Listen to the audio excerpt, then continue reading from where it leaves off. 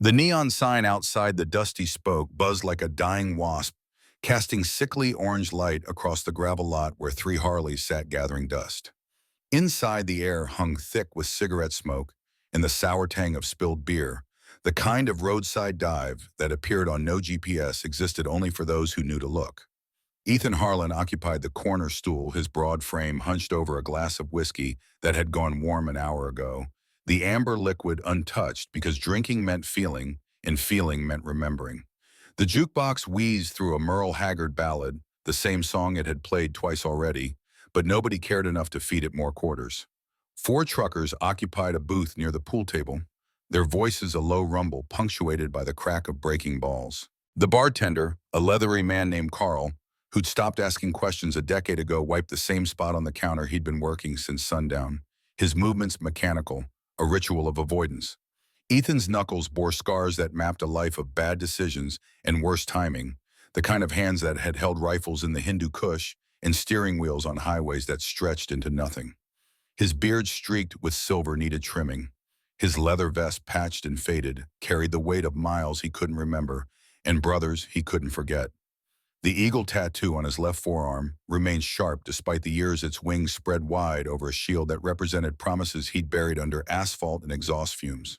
He'd been riding for 15 years with no destination, chasing the white line, because stopping meant facing the calendar, the anniversaries, the phone calls he'd never made. Jake's voice still echoed in quiet moments, that Texas drawl, cutting through the darkness of a foxhole in Kandahar. The promise extracted under fire and sealed in blood that wasn't theirs but might as well have been. The door opened with a creak that cut through the bar's dull hum, letting in a gust of desert wind that carried sand and the smell of creosote. Everyone glanced up out of instinct, then looked away just as fast because strangers meant complications, and complications meant trouble nobody wanted. But the figure that stumbled through wasn't a drifter or a state trooper or any of the usual faces that wandered into the spoke. She was 7 years old, maybe less. Her frame so small she barely cleared the threshold. Her dress, once white, now bore the stains of a journey no child should make: dirt and sweat, and something darker that might have been dried blood. Her sneakers, 2 sizes too big, scuffed against the sticky floorboards as she moved forward, each step tentative, her eyes scanning the room with an intensity that belonged to someone who'd already learned the world offered no safety nets. Her cheeks, smudged with grime, bore tracks where tears had carved clean paths through the filth. In her right hand, clutched so tight her knuckles had gone white, she held a photograph, the edges worn soft from handling the image, faded but still visible in the dim light. Nobody moved. The truckers went silent. Carl's rag stopped mid-wipe. Even the jukebox seemed to stutter, Merle's voice catching on a scratch that repeated the same 3 words like a broken prayer. Ethan felt her presence before he saw her, that sixth sense honed in places where hesitation meant death, the crawl of awareness up his spine that said something had shifted, that the night had taken a turn.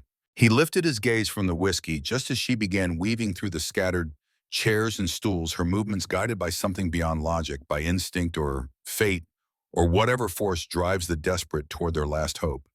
She stopped in front of him, close enough that he could see the fear in her eye, battling against something stronger, something that looked like recognition. Her breathing came quick and shallow, chest heaving beneath the threadbare dress.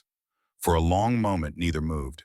The bar held its collective breath, conversations, abandoned pool cues lowered, as if everyone understood they were witnessing something that defied the usual rules of this forgotten place. Then she reached out, her small fingers trembling as they extended toward his arm, toward the ink that had become background noise in his own awareness, just another scar among many. When her fingertips brushed the eagle's wings, barely a whisper of contact, Ethan felt the touch, like a brand, like lightning channeled through skin and bone, straight into the parts of himself he'd spent 15 years trying to kill, with distance and silence. Her voice, when it came, cracked with exhaustion and terror, and something else, something that sounded like hope clinging to its last breath. "That's my daddy's eagle. You're the man he said would come." The words landed like mortar rounds, each syllable detonating in Ethan's chest, ripping through the armor he'd welded shut after Jake's funeral, after the flag ceremony he had attended drunk, after the promise he'd made to Jake's widow, and then abandoned when the weight of it threatened to drag him under. The photograph fluttered from the girl's hands, spiraling down to land face up on the scarred bar top, and Ethan found himself staring at a ghost. Jake Reed grinned up at him from the faded image, younger by a decade wearing desert camouflage, and the kind of smile that belonged to men who hadn't yet learned how cheaply the world valued their service. The same eagle tattoo marked Jake's arm in the photo inked fresh and bold, the promise made permanent before their first deployment. Next to Jake stood a woman Ethan barely remembered meeting, blonde and radiant, her arm around Jake's waist, her face glowing with the certainty that her soldier would come home because love and prayers had to count for something. And beside the woman barely visible at the photo's edge stood a toddler, maybe 2 years old, clutching her mother's leg with chubby fingers. The girl's face showed the same bone structure, the same set to her jaw, that now looked up at Ethan with eyes that had seen too much and understood too little. The math clicked into place with sickening clarity. 15 years since Jake died.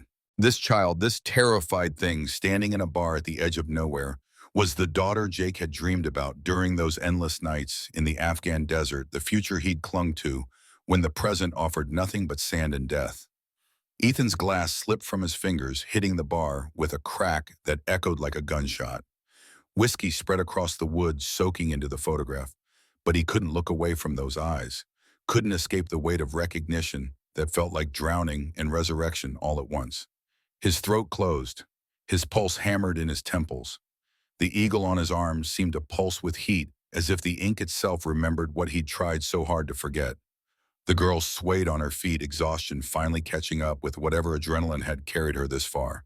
Ethan reached out without thinking, his scarred hands catching her before she collapsed, lifting her with a gentleness that surprised him, that came from some buried part of himself he'd thought long dead. She weighed nothing, felt fragile as bird bones, and when her head rolled against his chest, her breathing shallow and fast, he felt the full measure of his 15 years of cowardice settle on his shoulders like a yoke. Carl appeared at his elbow, concern etched into his weathered face, his voice low. "She okay? Need me to call someone?" The question hung there, heavy with implications. Call who? The cops who'd dump her into a system that ground up the vulnerable and spit out statistics. Child services, who'd ask questions Ethan couldn't answer without admitting he'd abandoned a promise to a dead brother. The girl stirred in his arms, her small hand finding his tattoo again, fingers curling around the inked wing as if it were an anchor in a storm-tossed sea. Ethan's mind raced through scenarios, each one worse than the last, but underneath the panic ran something older. Something that had survived every mile of running, every attempt to drown it in whiskey and exhaust fumes. The voice in his head sounded like Jake, that Texas drawl cutting through the chaos. "If I don't make it, you watch over my family." That's the vow, brother. He'd made that promise in a fighting position outside Kandahar, mortars screaming overhead, the taste of cordite and fear sharp in his mouth. Jake had pressed his dog tags into Ethan's palm, metal still warm from his chest, and pointed at the eagle tattoo they'd both gotten the night before shipping out. "That ink is our shield for them. You keep that vow." Ethan had nodded because promising felt sacred in that moment, because death felt close enough to make men honest, because Jake was his brother in ways that transcended blood. But Jake hadn't died in Afghanistan. He'd made it home, walked off the plane with that same grin, hugged his wife and daughter, and then 6 months later, his pickup truck had hydroplaned on a rain-slick highway outside Fort Hood, rolling 3 times before coming to rest against a concrete barrier. The funeral director had done his best with what remained, but the casket stayed closed. Ethan had attended the service 3 days drunk, stood at the grave with Jake's widow and their little girl, and made promises that sounded like lies even as he spoke them. Then he'd climbed on his bike and ridden away, telling himself that Jake's family would be fine, that the widow would remarry, that a 2-year-old wouldn't remember her father anyway. He'd convinced himself that promises made under fire didn't count in peacetime, that the vow had died with Jake on that highway. But now Jake's daughter stood in his arms, 7 years old and terrified, having somehow found the one man in the world who'd sworn to protect her and then spent 15 years hiding from that oath. The weight of it crushed his chest, made breathing feel like work, like running a marathon with a full ruck in the Afghan heat. He looked down at her face, saw Jake's nose, Jake's stubborn chin, and felt something crack inside him, some wall he'd built brick by brick over 15 years of cowardice. Carl waited, his question still hanging in the air, and Ethan knew his answer would determine everything that followed, that this moment represented a fork in a road he'd been traveling too long. The girl's breathing had steadied her body, relaxing into sleep or unconsciousness, and her fingers still gripped his tattoo as if it were the only solid thing in her world. Through the bar's dirty window, Ethan could see his Harley sitting in the lot chrome, dull with road dust, the machine that had carried him away from every responsibility, every connection, every chance at redemption. He shifted the girl's weight, cradling her more securely, and felt the years of running fall away like shed skin. His voice, when it finally emerged, sounded rusty from disuse from years of speaking only to bartenders and gas station attendants. No, don't call anyone. She's with me. The words tasted like commitment, like the end of one life and the terrifying beginning of another. Carl nodded slowly, understanding, passing between them, in the way of men who'd both seen enough of the world to know when to ask questions and when to simply bear witness. He grabbed a clean bar towel and handed it to Ethan, who used it to wipe some of the grime from the girl's face, revealing the features beneath, confirming what he already knew. The truckers had returned to their pool game, the crack of balls against felt resuming its rhythm, though their glances kept sliding toward the corner where Ethan stood holding Jake's daughter. The jukebox cycled to a new song, something about roads and regrets, and Ethan felt the irony like a physical blow. He'd spent 15 years on roads trying to escape regret, only to have it find him anyway, delivered in the form of a terrified child who somehow knew to look for an eagle tattoo in a dive bar at the edge of the Nevada desert. He needed information, needed to understand how she'd gotten here, where she'd come from, what had driven her to search for him. But those questions could wait until she'd slept, until he'd figured out what the hell he was going to do next. The bar's back room held a couch where Carl sometimes let drunks sleep it off, and Ethan carried her there now, her weight impossibly light, her breathing steady against his chest. The couch smelled of stale beer and old cigarettes, but he laid her down, gently arranging his leather vest under her head as a pillow. She didn't stir, exhaustion having claimed her completely, and in sleep her face lost some of its fear, took on the peaceful expression of a child who'd finally found safety after running too long. Ethan stood watching her for a long moment, his mind churning through scenarios and obstacles, each one more daunting than the last. He returned to the bar, scooped up the photograph before the whiskey could destroy it completely, and slipped it into his shirt pocket, where it rested against his heart like an accusation. Carl had poured him a fresh drink, this one on the house, and Ethan downed it in one swallow, feeling the burn chase away some of the cold that had settled in his bones. His hand shook slightly as he set the glass down, the adrenaline finally catching up, the magnitude of what had just happened beginning to sink in. Carl leaned across the bar, his voice pitched low to avoid carrying to the other patrons. "You know her?" Ethan's jaw worked, searching for words that would make sense, that would explain the inexplicable daughter of a buddy from the war. Made a promise to look after her if anything happened to him. He died 15 years ago. I broke the promise. The admission tasted like acid, like confession, without the hope of absolution. Carl absorbed this with the equanimity of a man who'd heard worse stories, who'd seen enough broken people pass through his bar to know that everyone carried ghosts. He refilled Ethan's glass without asking, then poured one for himself, and they drank in silence, the kind of communion that required no words. Ethan's mind drifted back to that night in Kandahar, the last time he'd seen Jake alive in a combat zone. They'd been on guard duty, pulling the graveyard shift in a sandbag position that offered minimal protection from indirect fire, but gave a clear view of the valley below. The Hindu Kush Mountains rose like teeth against the starlit sky, beautiful and deadly, and somewhere in those peaks, Taliban fighters were planning their next attack.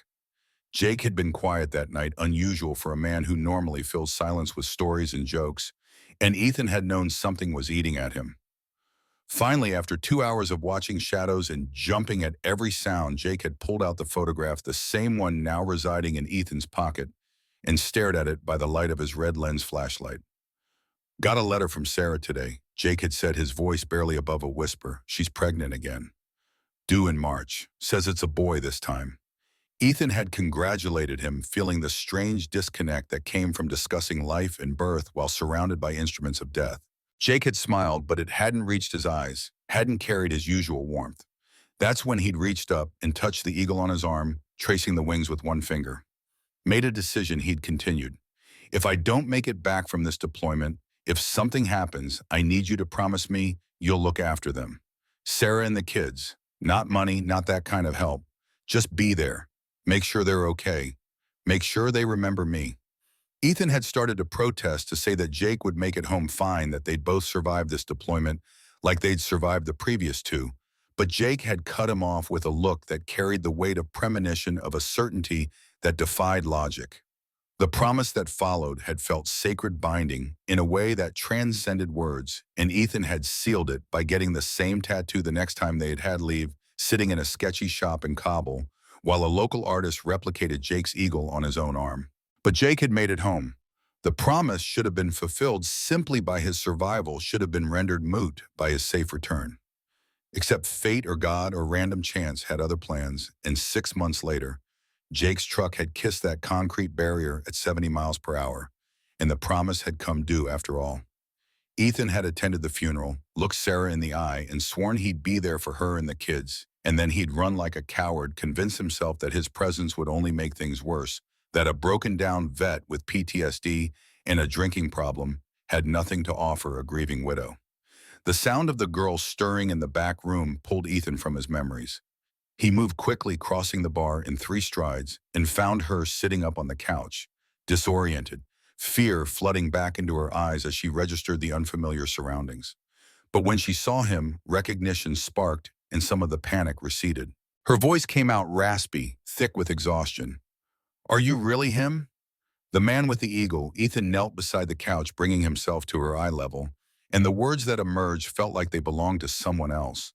Someone braver than he'd been in 15 years. "Yeah, kid, I'm him. What's your name, Lily?" The answer came quickly, automatic, and then more words spilled out in a rush, as if holding them back any longer might kill her. "Mama died. Last year. Cancer. Aunt Victoria took me in, but she didn't want me. She said I was too much trouble. She locked me out. I walked for a long time. Then a trucker gave me a ride. He said bikers help their own. He said if I found a bar like this, someone would know you." The story emerged in fragments, disjointed but coherent enough to paint a picture that made Ethan's blood run cold. Sarah dead from cancer, leaving Lily with a relative who saw her as a burden. The system that should have protected her had failed, or more likely had never even known there was a problem, because people like Victoria knew how to hide abuse behind closed doors and pleasant smiles. Lily had run, driven by some instinct or memory, some story Sarah must have told her about the man with the eagle tattoo who'd promised to watch over them. Ethan felt rage building in his chest, hot and clean, the kind of anger that cut through the fog of self-pity he'd been drowning in for years. This child had suffered because he'd broken a promise, because he'd convinced himself that running was easier than staying, because he'd chosen cowardice over honor. But that stopped now. Whatever happened next, whatever obstacles lay ahead, he would not run again. He pulled the photograph from his pocket, now warped and stained from the spilled whiskey, and showed it to Lily. "This is your dad, Jake Reed. We served together. He made me promise to take care of you if anything happened to him. I should have been there for you and your mom after he died. I wasn't. That was wrong. But I'm here now." Lily took the photograph with both hands, staring at the image of her father, as if trying to summon him back through sheer force of will. Tears welled in her eyes, spilling over to track down her cheeks, cutting new paths through the grime. "Mama said you'd come. She said when things got bad, I should find the Eagle Man. She said you were Daddy's best friend." The words landed like physical blows, each one a reminder of the faith Sarah had maintained, even after Ethan had abandoned her, the belief that the promise still held weight. He'd failed. Sarah had left her to grieve alone, to raise Lily without support, to fight cancer, without the help Jake had made him swear to provide. But Sarah had still believed, had still told her daughter stories about the Eagle Man who would come when needed, had kept the faith even when Ethan had proven himself faithless. Carl appeared in the doorway, his presence a quiet reminder that the night was wearing on, that decisions needed to be made. Ethan stood, his knees popping from the movement, and met the older man's eyes. The unspoken question hung between them. What now? Ethan's mind raced through options, each one fraught with complications. He couldn't just ride off with Lily, couldn't take her without some kind of plan, some way to keep her safe, that didn't involve breaking every law about child custody.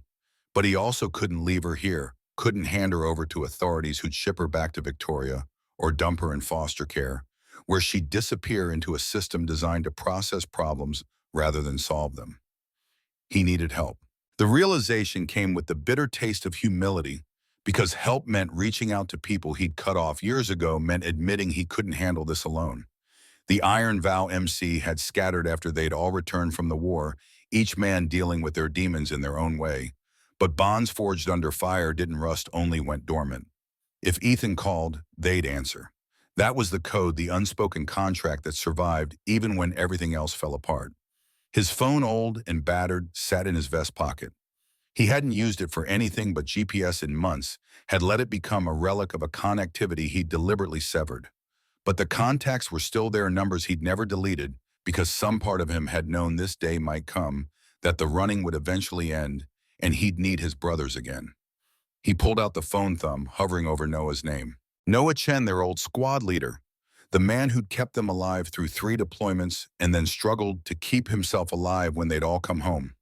Last Ethan had heard Noah was running a small security firm in Reno, legitimate work that barely paid the bills but kept him sober and focused. If anyone would understand, would help without asking too many questions, it was Noah. The call connected after 4 rings, Noah's voice gruff with sleep. This better be good. It's 3 in the morning.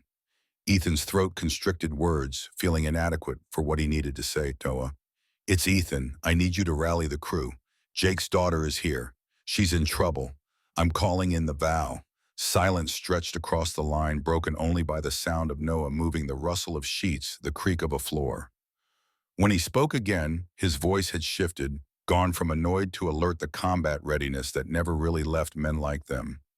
Jake's kid, how old? 7. Mother's dead. Aunt kicked her out. She found me at a bar outside Vegas. I need help, Noah. Can't do this alone. More silence, and Ethan could picture Noah's face, the calculations running behind his eyes, the same tactical assessment that had kept them alive in Kandahar. Finally, yeah, okay. Give me 12 hours. I'll get James and Daniel. Where are you? Ethan provided directions to the bar, his voice steady now, purpose replacing the uncertainty that had plagued him for so long. Noah confirmed he'd received the information, then added, Ethan, glad you called. We thought we'd lost you for good. The line went dead before Ethan could respond, leaving him staring at the phone, at the lifeline he'd just thrown to the past. Behind him, Lily had curled back up on the couch, the photograph clutched to her chest, sleep reclaiming her. Carl had returned to the bar, giving them space, understanding that sometimes the best thing a man could do was simply exist nearby without interference. Ethan moved to the couch, settling into a worn chair across from where Lily slept, and for the first time in 15 years allowed himself to sit still, to stop running, to face the weight of a promise he'd tried so hard to escape. The eagle on his arm seemed to pulse with renewed life, the ink a permanent reminder that some vows transcended time and distance, that honor demanded more than comfort allowed. Outside, the Nevada desert stretched, endless and dark wind howling through scrub brush in abandoned dreams. But inside the dusty spoke, in a back room that smelled of stale beer and second chances, Ethan Harlan finally stopped running and started keeping a promise 15 years overdue. The road ahead would be brutal, would demand sacrifices he couldn't yet imagine. But for the first time since Jake's funeral, he felt the weight lift, slightly, felt purpose replace the emptiness that had driven him across 10,000 miles of highway. Jake's daughter slept, trusting in an eagle she'd never seen before tonight, and Ethan sat watch guardian, finally assuming his post, ready to face whatever dawn brought. Noah Chen's Silverado rolled into the gravel lot just after noon, dust plumes rising like smoke signals in the desert heat. Ethan watched from the bar's doorway as 2 more vehicles followed James Martinez's modified pickup with the lift kit that accommodated his prosthetic, and Daniel Park's beat-up Honda that looked like it might not survive another 100 miles but somehow always did. 3 men climbed out, their movements carrying the efficiency of soldiers, even after years of civilian life, bodies gone soft around the edges, but still capable of violence when necessity called. Noah came first, his frame leaner than Ethan remembered, hair cropped military short, despite no longer wearing the uniform. A scar traced his jawline, souvenir from an IED that should have killed him, but instead just rearranged his face and left him with hearing loss in his left ear. He wore jeans and a faded flannel, but his eyes still swept the terrain with tactical awareness, cataloging exits and threats before acknowledging Ethan with a nod that carried 15 years of unspoken history. James moved slower, his gait affected by the prosthetic leg that replaced everything below his right knee, the result of a firefight in Helmand Province that had earned him a Purple Heart and nightmares that still woke him screaming. but his shoulders remained broad, his handshake crushing, when he clasped Ethan's forearm in the old greeting, and his grin split his weathered face with genuine warmth that defied the circumstances bringing them together. Daniel brought up the rear, smaller than the others, wiry and intense, his hands perpetually in motion even when standing still. He'd been their medic, the one who'd kept them alive when bullets found flesh, and the transition to civilian life had been hardest on him. He'd tried nursing school, bartending, security work, bouncing between jobs like a man searching for purpose in a world that no longer needed his particular skills. But his eyes sharpened when they landed on Ethan, recognition and concern flickering across his face. The reunion happened in silence, four men standing in a parking lot under the merciless sun, the years between them collapsing like poorly stacked sandbags. No words felt adequate for what they'd lost and found and lost again, so they simply stood there, breathing the same air, acknowledging through presence what couldn't be spoken. Carl watched from behind the bar, wise enough to give them space to let whatever ritual needed to unfold do so without interference. Finally, Noah broke the silence, his voice carrying the same command tone that had once directed fire missions and tactical movements. "So show us the girl." Ethan led them inside through the main bar, where the lunch crowd had started filtering in, truckers and locals who knew better than to stare at the gathering of men who moved with coordinated precision despite not having served together in over a decade. The back room remained dim afternoon light, filtering through a single grimy window, and Lily still slept on the couch, her small form curled around the photograph, like it might dissolve if she loosened her grip. The three men stood in the doorway, taking in the sight of Jake's daughter, and something shifted in the air, the weight of their shared past solidifying into present obligation. James's jaw tightened, his hand unconsciously moving to touch the prosthetic through his jeans. Daniel's perpetual motion stilled, his whole body going quiet in a way that signaled deep processing. Noah's face remained impassive, but his eyes carried the weight of calculation, already running scenarios and contingencies. Jake's kid, Noah, said statement rather than question, and Ethan nodded. The resemblance was unmistakable once you knew to look for it, Jake's features emerging from Lily's face like a ghost demanding recognition. Noah moved closer, crouching beside the couch with the care of a man who'd learned gentleness, the hard way studying Lily's sleeping face as if memorizing every detail. Mother's dead. Ethan provided his voice low to avoid waking her. Cancer took her last year. Aunt got custody, but she was drowning in debt. Locked Lily out when things got bad. Kid hitchhiked her way here looking for the man with the eagle tattoo because her mother told her stories about Jake's promise. James muttered something under his breath, words too low to catch, but tone conveying rage barely contained.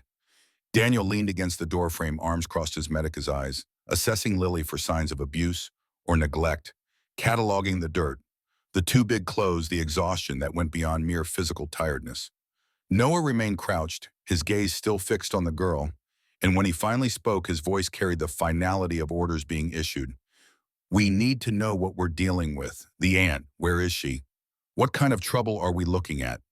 Ethan pulled out his phone, showing them the sparse information he'd managed to extract from Lily during brief moments of wakefulness throughout the morning. Victoria Reeves, living in a trailer park outside Carson City, Nevada. Sarah's sister, younger by 5 years, with a history of bad relationships and worse financial decisions. Lily had mentioned men coming to the house at night, voices raised, her aunt crying after they left. Classic pattern of someone being squeezed by loan sharks or worse.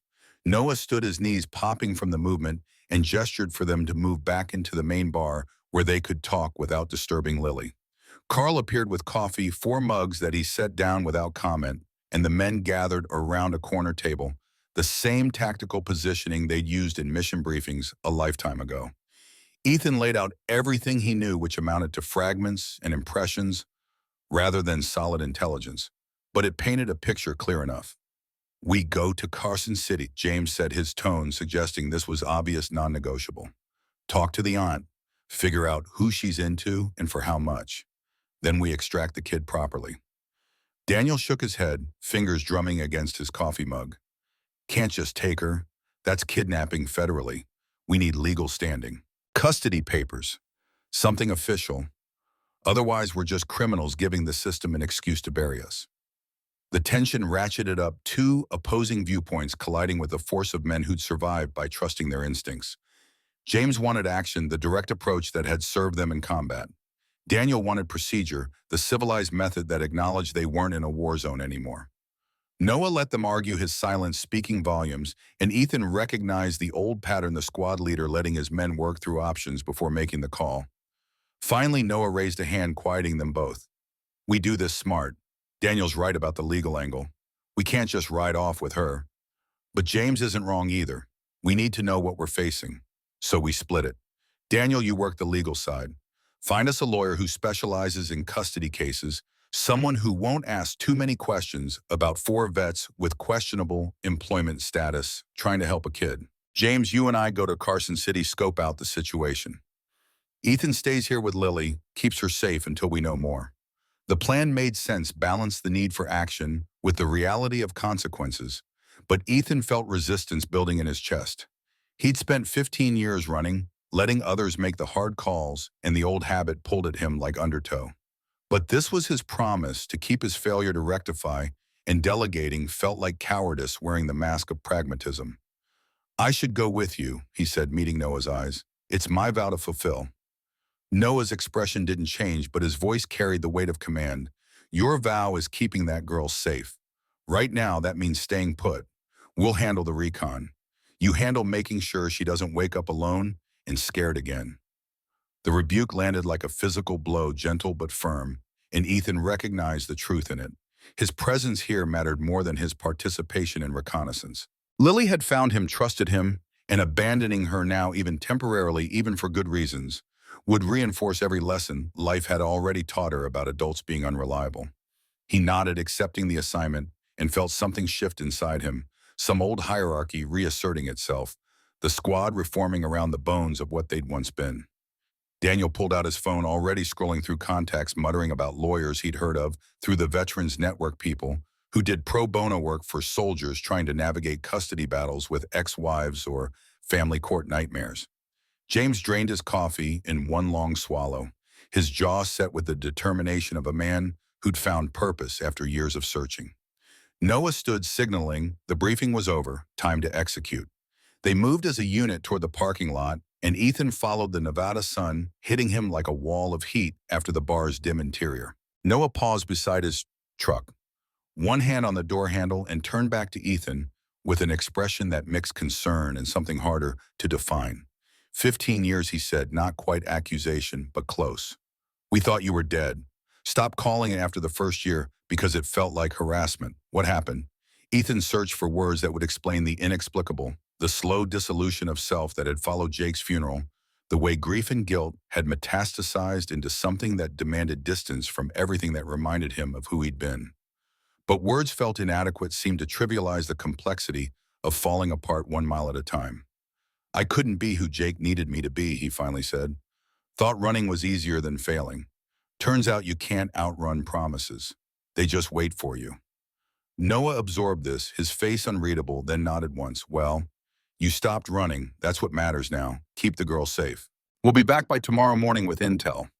The trucks pulled out gravel, crunching under tires, and Ethan stood watching until they disappeared into the desert haze, leaving him alone with a sleeping child and the weight of a promise he was finally beginning to understand. He returned to the back room, settling into the chair across from the couch, and for the next 3 hours simply sat watch while Lily slept, her breathing steady, her grip on the photograph never loosening. She woke near sunset, confusion clouding her eyes until she registered Ethan's presence and the tension drained from her small body. He'd prepared for this, had Carl bring food from the kitchen, nothing fancy but hot and filling, and he watched as Lily devoured a grilled cheese sandwich and tomato soup with the desperation of someone who'd been hungry too long. Between bites, she talked fragments of her story, emerging in no particular order, each piece adding detail to the picture Ethan was building. Mama got sick 2 years ago, Lily said around a mouthful of sandwich. Started with a cough. Then she couldn't get out of bed. The doctor said cancer. She tried to fight it, but the medicine made her so tired. Aunt Victoria came to help, but she was always angry. Said Mama should have gotten insurance. Said we were dragging her down. The words came matter-of-fact, delivered without the emotional weight they deserved. And Ethan recognized the dissociation, the protective numbness that settled over children who'd experienced trauma beyond their capacity to process. He'd seen it in Afghan villages, kids who'd watched drone strikes vaporize their homes, speaking about it like discussing the weather. their minds wrapping horror in cotton wool to make it survivable. After Mama died, Lily continued. Victoria took me to her place, said family sticks together, but she didn't have much money. Men started coming over. They scared me. Loud voices, sometimes things breaking. Victoria would cry after they left. Then one night she locked me out, said she couldn't take care of me anymore, said I should go find my own way. 7 years old and told to fend for herself. The rage that had been simmering in Ethan's gut flared hot and bright, but he kept his face neutral, kept his voice steady. How long ago was that? Lily's brow furrowed, calculation difficult when days blurred together. Maybe 2 weeks. I walked to a gas station. A truck driver said he was heading west. He bought me food and let me sleep in his cab. He said if I was looking for bikers bars like this one would know. So when he stopped here, I got out.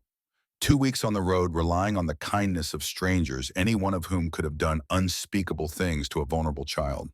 The fact that she'd survived relatively unscathed felt like divine intervention or dumb luck, and Ethan didn't believe in the former. He wanted to press for more details to understand the full scope of what she'd endured, but her eyes were drooping, again exhaustion, reclaiming her despite the food. He carried her back to the couch, tucked his vest around her like a blanket, and watched as she slipped back into sleep. The photograph remained clutched in her hand, Jake's face staring up at him, accusatory and proud all at once. Ethan pulled out his own phone, scrolling through the sparse messages that had accumulated over years of minimal contact, and found himself staring at the last text Jake had sent him, delivered 3 days before the accident. Sarah's pregnant again. Boy this time. Naming him after you. Better start practicing your Godfather speech. Ethan had never responded, had been deployed at the time, and told himself he'd call when he got back to base. But the call never happened because Jake died before Ethan found the words, and that text remained frozen in time, an artifact of a future that never materialized. He wondered if Sarah had actually named the second child Ethan, if somewhere out there Jake's son carried his name, another promise broken, another obligation abandoned. His phone buzzed with an incoming text from Daniel. Found a lawyer, Emily Hargrove Reno. Does custody work, lots of experience with CPS cases. Meeting her tomorrow 9 a.m. She wants to talk to you. Ethan typed back confirmation, his thumbs moving slowly across the cracked screen, each letter feeling like commitment. A lawyer meant paperwork, meant courts and judges, and systems designed to protect children, but often failing them anyway. It meant exposure, meant his 15 years of hiding would end, meant facing questions about why he'd abandoned his promise in the first place. But it also meant doing things right, meant giving Lily a chance at stability, rather than a life on the run with the broken-down biker who had no legal claim to her. Carl appeared in the doorway, his presence announced by the creak of old floorboards. Got a call from Noah. Said to tell you they made it to Carson City. Ant's trailer is watched. Looks like loan sharks are keeping tabs. They're going to sit on it tonight, gather intel. Ethan nodded, the information settling into the tactical part of his brain that still knew how to process threats and opportunities. If Victoria was under surveillance by the people she owed that complicated extraction, but also provided leverage. Scared debtors made better witnesses, more willing to cooperate if it meant getting out from under the weight crushing them. But it also meant danger, meant men who wouldn't hesitate to use violence to collect what they were owed, men who'd view Lily as an asset to be liquidated. The night stretched long and restless, Ethan dozing in the chair, but never fully sleeping, his body attuned to threats, even in relative safety.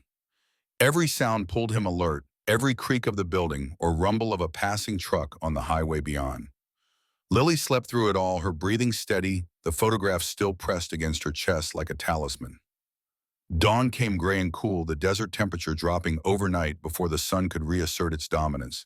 Ethan woke to find Lily watching him, her eyes clear for the first time since she'd stumbled into the bar, some of the fear replaced by curiosity. He stretched, joints popping, feeling every one of his 48 years in the stiffness of his back and shoulders. You stayed, Lily said, simple observation carrying the weight of revelation. Adults don't usually stay. The statement landed like a gut punch, confirmation that her short life had already taught her that people left, that promises were temporary, that safety was an illusion. Ethan met her gaze, holding it steady. I'm staying. Made your dad a promise 15 years ago. Took me too long to keep it, but I'm keeping it now. Lily absorbed this processing with the seriousness of a child who'd been forced to grow up too fast. Are you going to take me back to Aunt Victoria? No. We're going to make sure you're somewhere safe, somewhere you can just be a kid. What if she doesn't let me go? Then we make her understand she doesn't have a choice. The answer satisfied something in Lily. Her shoulders relaxing slightly, and Ethan realized he'd just made another promise, this one as binding as the original. Carl brought breakfast scrambled eggs and toast that Lily attacked with less desperation than yesterday's meal, and while she ate, Ethan stepped outside to take Noah's call. The trailer's a shithole, Noah reported without preamble. Victoria's into someone for at least 10 grand based on the paperwork we saw through the window. Guy watching the place is Eddie Moran's crew. Small-time loan shark operating out of Carson City and Reno. Charges 20% weekly interest, breaks fingers when people miss payments. Ethan's hand tightened on the phone. Victoria there. Yeah, looks like hell. Black eye, bruised cheek. Either Moran's guys are making their point, or she's got a boyfriend who likes to hit. Either way, she's scared. Might be willing to cooperate if we approach it right. James's voice cut in the call. Apparently on speaker. We should grab her tonight, bring her to Reno for the lawyer meeting. Make her see that giving up custody is better than what Moran's got planned. Daniel's voice joined the chorus. Legal says we need Victoria's statement about the neglect. Written affidavit at minimum. If she claims Lily ran away, we've got no standing. Judge will just send her back. The pieces we're assembling into a plan rough around the edges but functional. Extract Victoria from Moran's surveillance, get her statement about abandoning Lily, present everything to the lawyer as a fait accompli. It required coordination, timing, and the kind of aggressive action that walked the line between rescue and kidnapping. Ethan found himself smiling despite the circumstances, muscle memory from operations planning kicking in after years of dormancy. What time's the lawyer meeting, he asked Daniel. 9 tomorrow morning. Gives us tonight to move. Noah's voice carried command authority. Again, Ethan, you and Lily head to Reno now. Daniel will meet you at his place, give you somewhere to crash. That's not a bar. James and I handle Victoria. We'll have her at the lawyer's office by 9 with her statement, or we don't show. The plan made sense, divided resources efficiently, but Ethan felt the old resistance. You're going in without backup. Noah's laugh came dry and humorless. We've gone in with worse odds. Besides, James still remembers how to be scary when he needs to be. We'll be fine. The call ended with coordinates for Daniel's apartment in Reno, a 45-minute ride from the bar if Ethan pushed it. He returned inside to find Lily had finished eating and was exploring the bar's main room with the cautious curiosity of a child discovering that maybe the world wasn't entirely hostile. She stopped at the jukebox, pressing her face against the glass to read the song titles, and Ethan felt something crack in his chest at the normalcy of the gesture. We're going for a ride, he told her, and watched as excitement flashed across her face before being tempered by caution. His Harley sat in the lot, chrome dulled by road dust, but mechanically sound, the only constant in 15 years of drifting. He'd never carried a passenger before, had deliberately chosen a bike without accommodation for others. But Carl produced a spare helmet from somewhere and helped rig a makeshift seat using cargo straps and a cushion from the bar.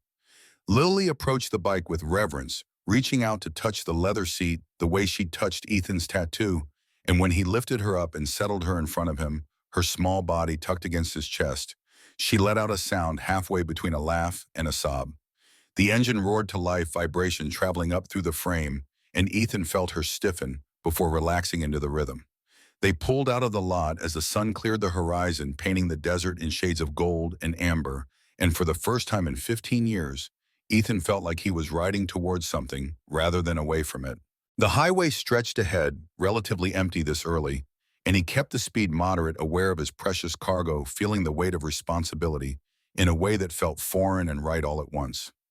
Lily's small hands gripped the tank, her helmet turning left and right as she took in the landscape racing past, and Ethan found himself narrating details about the road, about the towns they passed, filling the silence with information, because silence felt too heavy.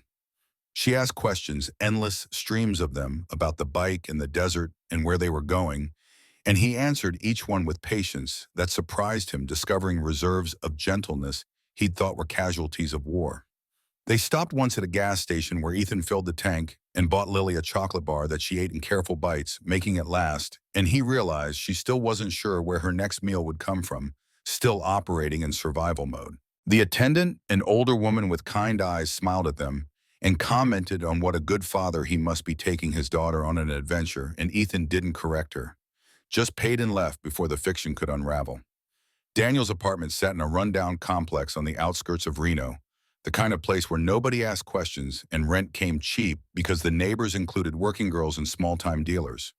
But Daniel's unit was clean, sparse, organized with military precision, and he greeted them at the door with coffee already brewing and a grocery bag full of kid-friendly food he'd clearly just purchased. Made the couch up for her, Daniel said, gesturing to where he'd laid out blankets and a pillow. Wasn't sure what 7-year-olds need. Got some juice boxes and granola bars. Also found a stuffed animal at the store. Thought she might want it. The gesture, small and thoughtful, carried more weight than elaborate speeches. Ethan watched as Lily examined the stuffed bear. Daniel offered her fingers tentative before accepting it, adding it to her collection alongside the photograph. Daniel caught Ethan's eye, a flash of understanding passing between them, the medic seeing what others missed, recognizing trauma beneath the surface. "How's she doing?" Daniel asked quietly while Lily explored the apartment. "Surviving. But there's damage. Gonna take time." Daniel nodded, already knowing this, having seen enough wounded children in field hospitals to recognize the signs. "We get her stable first.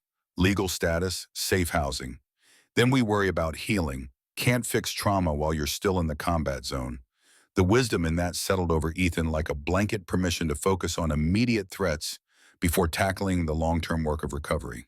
They spent the afternoon in careful stillness, Lily watching cartoons on Daniel's small TV, while the two men sat at the kitchen table reviewing the legal documents Emily Hargrove's office had emailed. The paperwork painted a picture of bureaucratic complexity, forms and affidavits and court procedures that felt designed to frustrate rather than facilitate. Emily Hargrove called at 6, her voice crisp and professional, over speakerphone.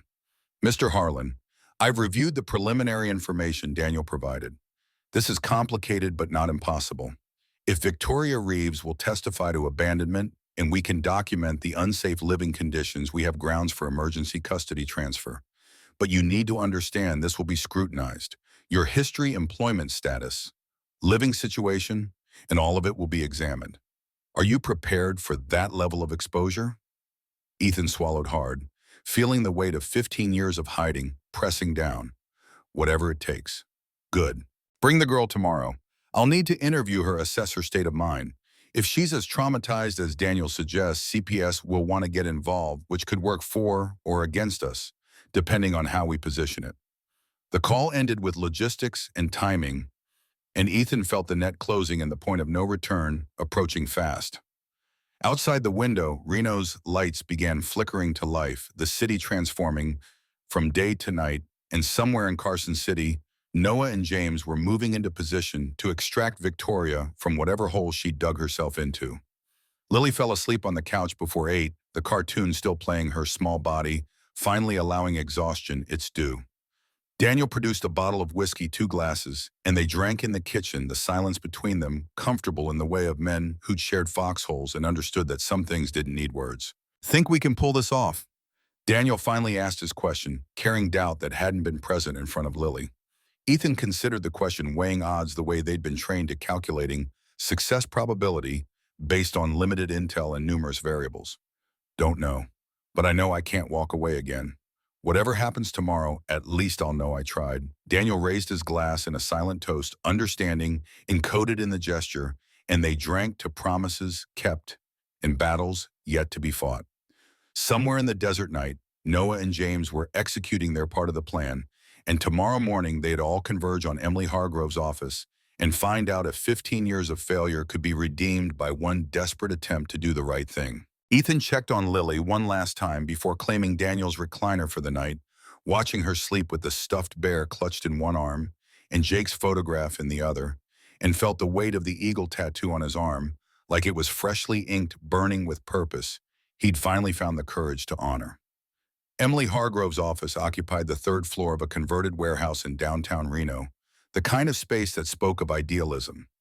Constrained by budget-exposed brick walls and second-hand furniture arranged with purposeful efficiency. Morning light slanted through tall windows, illuminating dust motes that danced in the air like suspended possibilities. Ethan arrived 20 minutes early.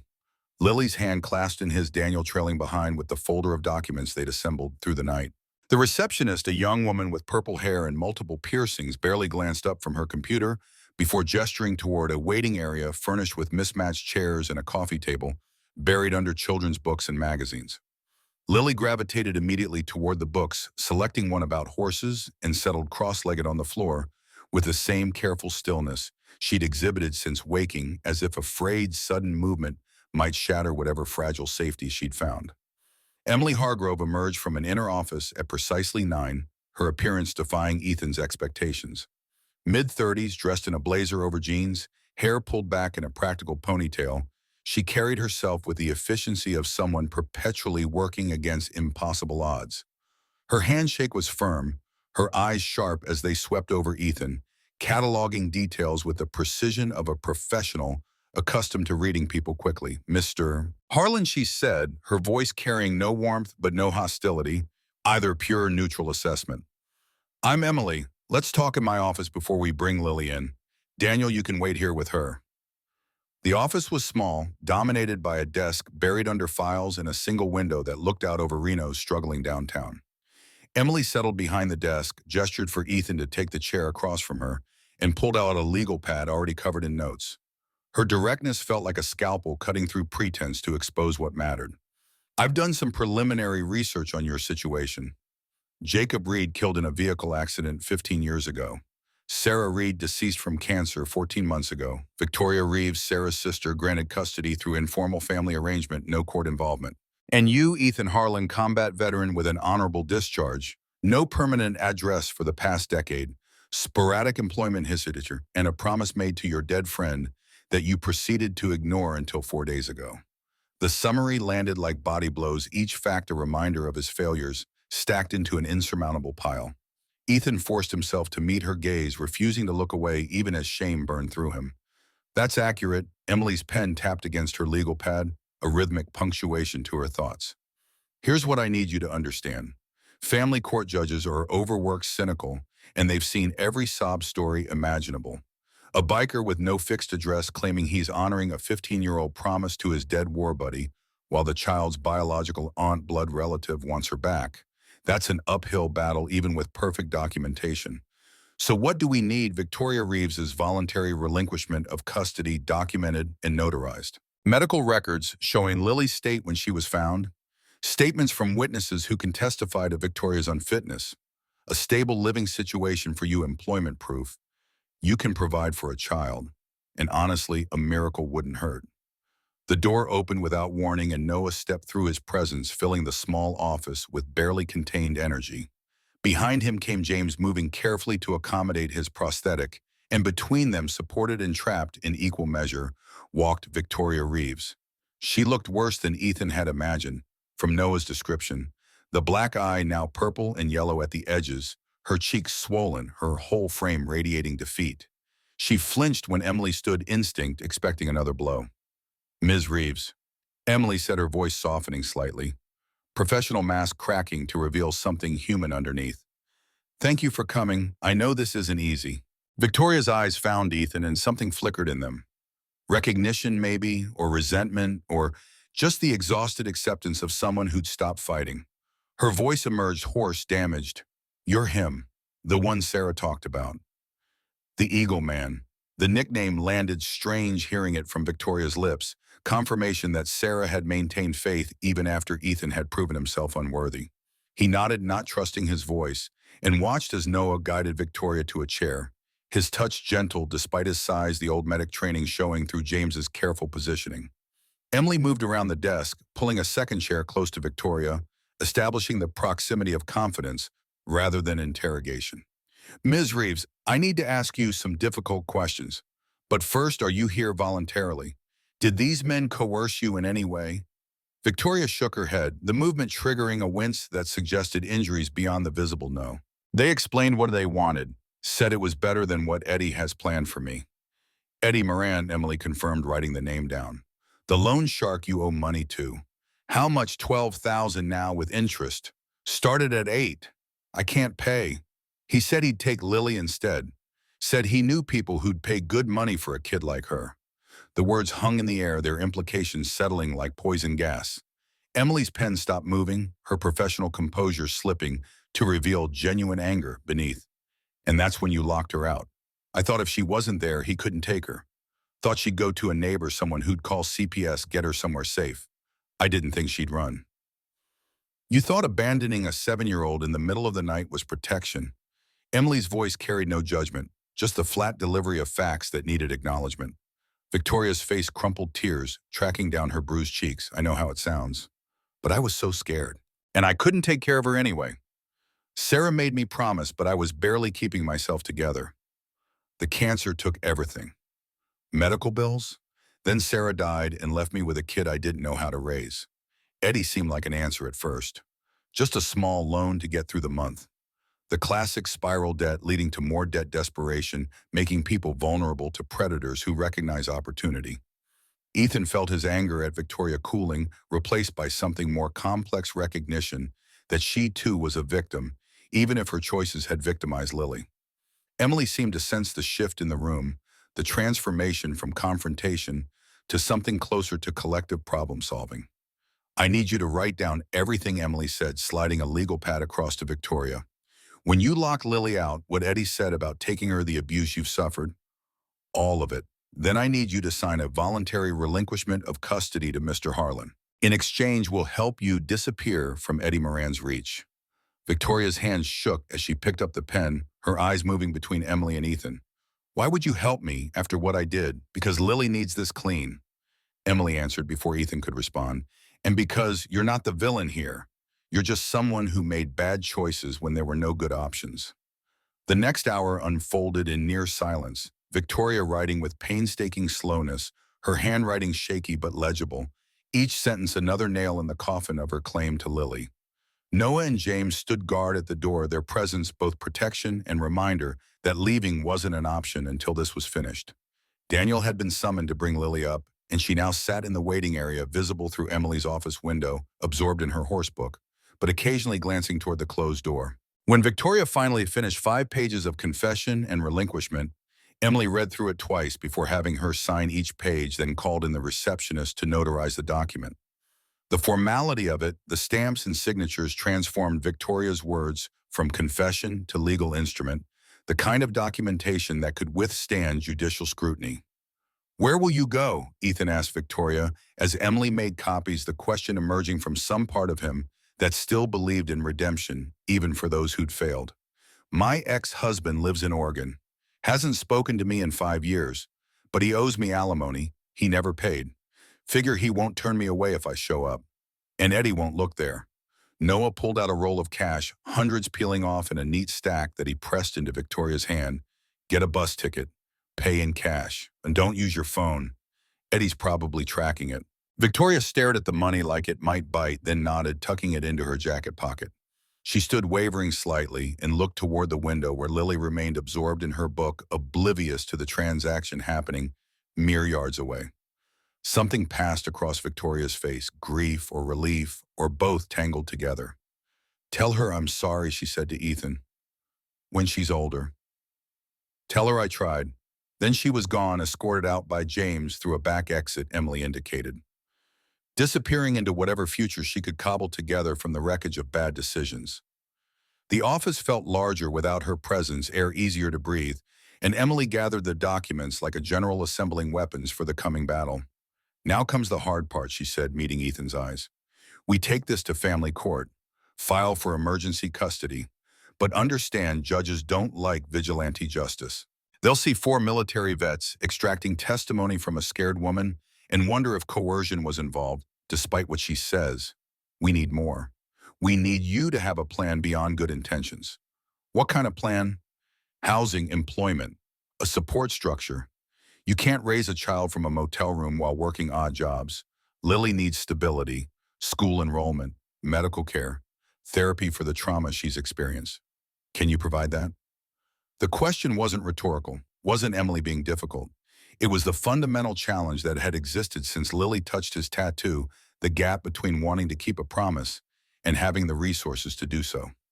Ethan felt the weight of it pressing down, 15 years of drifting, leaving him unprepared for the practical demands of guardianship. Noah's voice cut through his spiraling thoughts. He can stay with me. Got a two-bedroom apartment, steady security work. I can vouch for employment, bring him on full-time at the firm. James added his piece, I run a garage. Always need mechanics. Ethan's good with bikes. That's legitimate income tax returns. The whole thing. Daniel's contribution came quieter, but no less significant.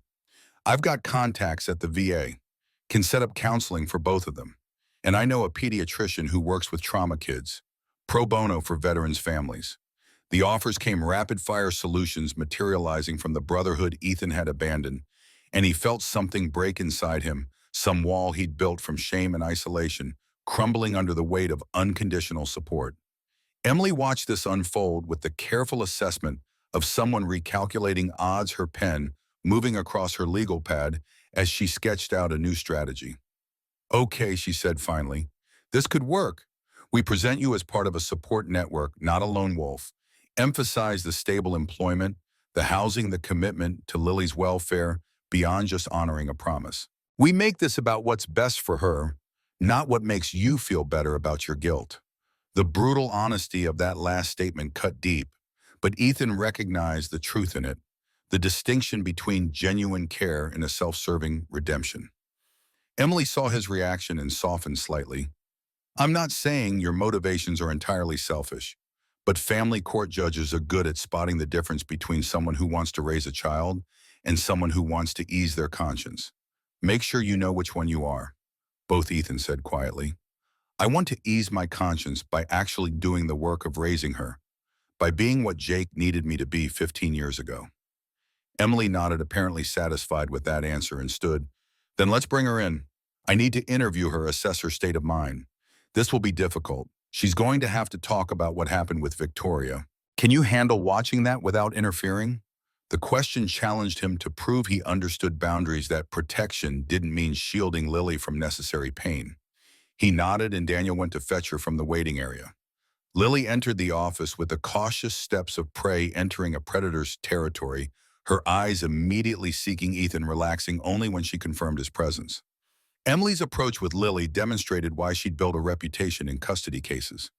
She sat on the floor, bringing herself to the child's eye level, and began with simple questions about the horse book, about favorite animals, about what Lily liked to eat. The questions meandered, seemingly purposeless, but Ethan recognized the technique, establishing comfort before probing wounds. Gradually, with patience that felt infinite, Emily guided the conversation toward harder topics. Lily's answers came haltingly at first, then in a rush, the story spilling out with the relief of confession. She spoke about her mother's illness, the way Victoria had seemed nice at first, but then changed, about the scary men who came at night, about the morning she woke up to find the door locked from the outside and her aunt gone. Did you feel safe with your Aunt Victoria? Emily asked, her voice gentle but requiring honest answer. Lily shook her head, tears beginning to track down her cheeks. She was sad all the time and scared. The men made her cry. One of them grabbed my arm once. Victoria yelled at him, and he let go, but I knew he wanted to hurt me. When you found Mr. Harlan at the bar, what made you think he could help? Mama told me stories about Daddy and the Eagle Man. She said if anything bad happened, if I needed help, I should find the man with Daddy's eagle. She said he promised to keep me safe. The faith encoded in those words, Sarah's belief transmitted to her daughter, even as Ethan had failed to honor it, felt like absolution and condemnation intertwined. Emily glanced at Ethan, something shifting in her expression. Professional distance, cracking further to reveal the human underneath. Lily, if you could choose, would you want to stay with Mr. Harlan? The question hung there, loaded with implications, and Lily's answer would carry weight in whatever court proceeding followed. She turned to look at Ethan, her eyes searching his face for something, assurance or promise, or just confirmation that adults could be trusted after all. He held her gaze, letting her see whatever she needed to see. Yes, Lily said finally, her voice small but certain. He has Daddy's eagle. That means he keeps promises. The interview continued another 20 minutes, Emily extracting details about Lily's physical health, her schooling history, her emotional state. A pediatrician was summoned, arriving within the hour to conduct a basic examination in Emily's conference room. The doctor, an older woman with kind eyes named Dr. Sarah Chen, documented signs of malnutrition, minor bruising, consistent with rough living, and the telltale markers of prolonged stress in a child's body. She's resilient, Dr. Chen reported to Emily and Ethan afterward. But she needs stability urgently. The trauma is manageable if addressed now. Left untreated, it calcifies into something much harder to heal. Emily assembled the documentation like artillery rounds. Victoria's statement, Dr. Chen's medical report, letters of support from Noah James and Daniel Employment, verification housing, confirmation. By noon, she had built a case file thick enough to carry weight, and she made a call to the family court leveraging relationships and favors to secure an emergency hearing for that afternoon. This is fast, she warned, usually takes weeks. But I've got a judge who owes me, and with the trafficking threat documented, we can argue immediate danger justifies expedited process. Be prepared. The court will push back. They'll question everything. Stay calm, answer honestly, and for God's sake, don't let them see anger. Judges interpret anger as instability. The courthouse occupied a modern building downtown, all glass and steel, that felt designed to intimidate. Inside, security checkpoints and metal detectors funneled them through layers of bureaucracy until they reached family court on the fourth floor. The waiting area held a dozen other cases, parents and children and lawyers, huddled in quiet conversations that spoke of fractured families and systems struggling to piece them back together.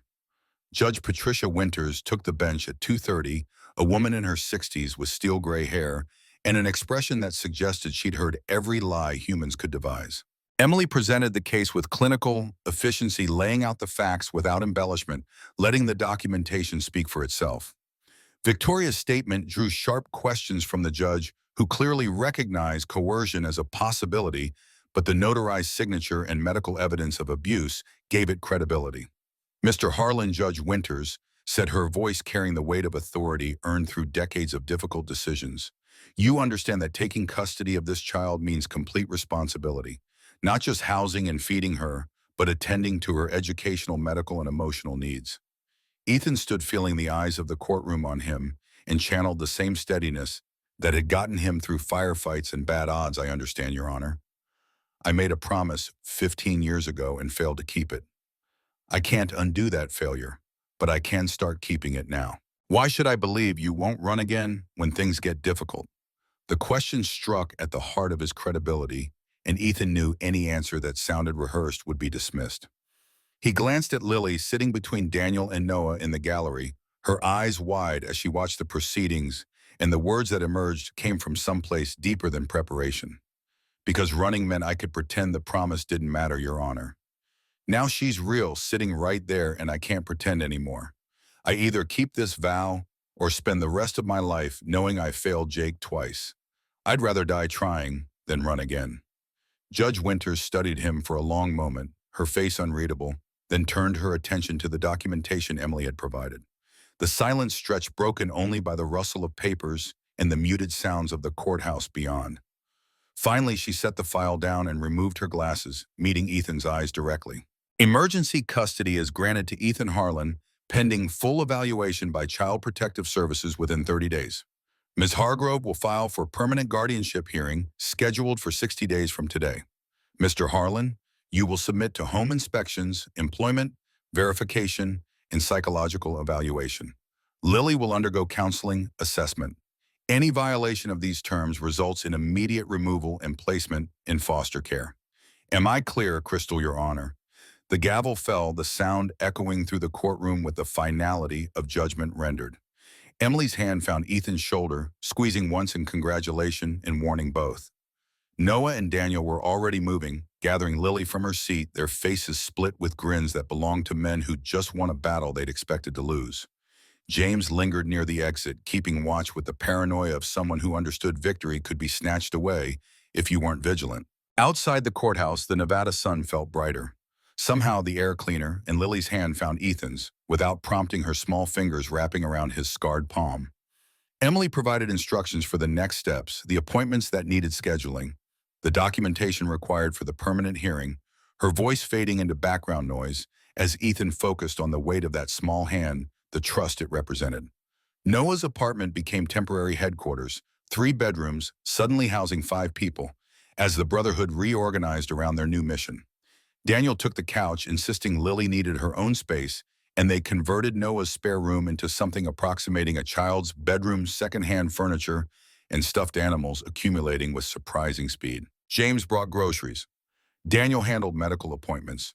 Noah managed the legal logistics, and Ethan learned that keeping a promise meant accepting help from people who'd never stopped believing in him. The first week proved hardest, Lily waking screaming from nightmares twice a night, her small body rigid with terror, until Ethan's presence registered and she collapsed back into fitful sleep. Dr. Chen had recommended a child psychologist named Dr. Rita Martinez, who specialized in trauma, and the sessions began immediately, twice-weekly appointments where Lily played with dolls and drew pictures that revealed the architecture of her fear. School enrollment required documentation. They didn't have birth certificates and immunization records that Victoria had supposedly maintained but couldn't be found. Emily worked through the bureaucracy obtaining duplicates and court orders, while Ethan studied for the GED. He'd never finished, determined to demonstrate stability in every measurable way. James made good on his promise of employment, bringing Ethan on at the garage, where his mechanical skills honed through years of maintaining his Harley translated to legitimate income. The CPS inspection came on day 12, a social worker named Marcus Webb, arriving with a clipboard and skepticism carved into his face. He examined the apartment with forensic attention, checking for safety hazards and signs of neglect, interviewing Lily privately about her treatment. When he asked about Ethan, Lily showed him the photograph of her father, pointed to the eagle tattoo, and explained with 7-year-old logic that promises meant more than blood. Marcus's report, delivered to Emily 3 days later, recommended approval of permanent guardianship, pending continued counseling and periodic monitoring. The news arrived like rainfall in drought, permission to hope that maybe possibly this desperate gamble might actually work. But Eddie Moran's shadow hadn't dissipated. Noah's contacts reported that the loan shark was asking questions looking for Victoria, and by extension, looking for Lily. The concern was real enough that Noah implemented security protocols, never leaving Lily alone, varying routes and schedules, watching for surveillance with the paranoia that had kept them alive overseas. The threat remained theoretical until day 18, when James called from the garage, his voice tight with controlled alarm. Eddie's guys just rolled up asking about Victoria's kid. I played dumb, said I didn't know what they were talking about, but they know she's connected to us somehow. The call triggered a meeting that night, the 4 men sitting around Noah's kitchen table, while Lily slept, discussing options that ranged from calling the police to more direct solutions. The police option died quickly. Recognition that cops who hadn't cared about Victoria's abuse wouldn't suddenly care about loan shark threats. The direct solution appealed to parts of them that remembered simpler rules of engagement, but Emily's warnings about jeopardizing custody echoed too loudly. We need leverage, Daniel said, his fingers drumming the table in their perpetual rhythm. Something that makes Eddie back off without us having to cross lines that get Lily taken away. James leaned back, his prosthetic leg extended, face thoughtful. Eddie's operation runs on fear and secrecy. What if we remove the secrecy's anonymous tip to the FBI about loan sharking and human trafficking intent? Let the feds make him toxic. Noah nodded slowly, the plan taking shape. I've still got contacts at the Bureau from contract work. Can make the call seem legitimate. If they open an investigation, Eddie goes underground, can't afford the attention of coming after us. The decision made, Noah worked his contacts through the night. By morning, the FBI's Financial Crimes Division had received a detailed anonymous report about Eddie Moran's operation, complete with Victoria's statement and the threat against Lily. The Bureau wouldn't move immediately, but the investigation would begin, pressure building that made Ethan and Lily more trouble than they were worth. The permanent custody hearing came on day 58, 2 days ahead of schedule because Judge Winters had a cancellation. Emily presented 6 inches of documentation transformation, rendered in reports and testimony, and photographs that showed Lily's progression from terrified to cautiously hopeful.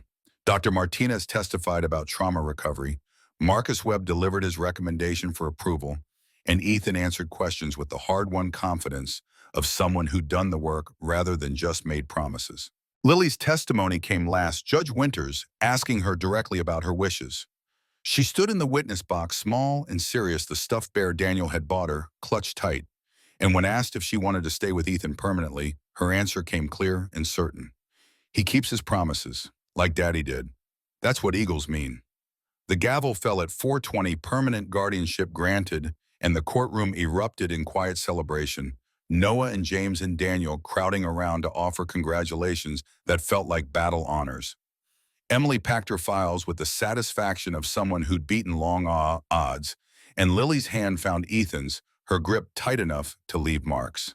They drove to Jake's grave that evening, the whole group making the pilgrimage to Fort Hood, where Jake had been buried with military honors 15 years prior. The cemetery stretched white and ordered rows of markers that testified to sacrifice in various forms, and Jake's stone sat under an oak tree, weathered but maintained.